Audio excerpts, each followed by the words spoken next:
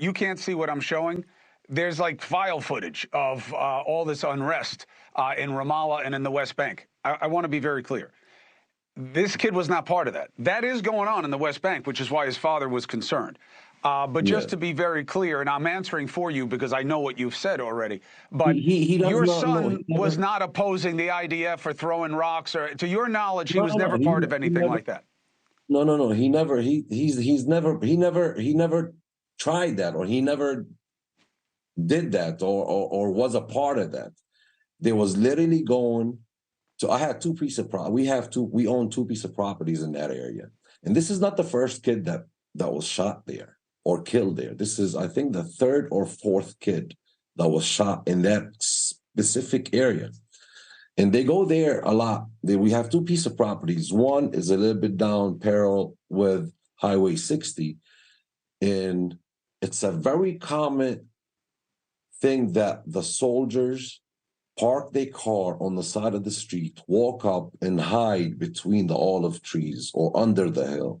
And when somebody comes up, they come out and point guns. It happened to me. I was there, me, my wife, my kids. And I have a yellow plate car because I'm an American citizen. So when they came out pointing the gun, I directly pulled my passport, my American passport, outside the window. And they said, come out of the car. They brought me out of the car, put me in the ground, checked my ID, checked everything was okay, and gave it back to me, told me to get up and leave. I'm old enough to know how to react with these guys, to kind of be patient. But my son is 16 years old, 17 years old.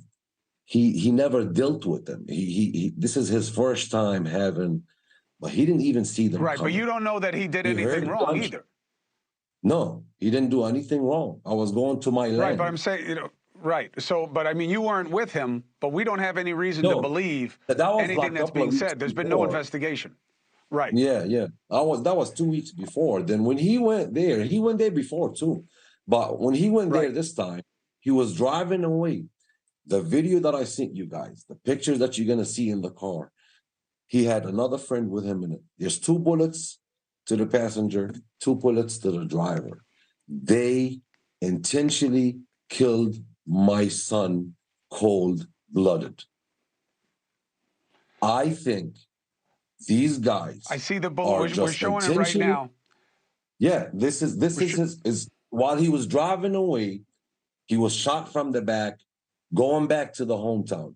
Armless, harmless, don't have any weapons, didn't fire any guns. We don't own any guns. We don't have any. We never did that before here. I mean, this is something. If they want to sit there and to lie after lie, they always do. They always do, Chris. This is here's what I can do. Right there. I understand you. I understand. My heart goes out to you. I have a son at home, same age, same feelings. I don't even want to imagine putting myself in your head and your heart right now. But I will tell you this. We will not leave this alone. We're going to ask them to produce what testimony they have, what proof they have that a kid who was in a car started throwing rocks all of a sudden, or whatever it was, that they needed to shoot him from behind. We will stay on it. I promise you that. And I'm very sorry for this.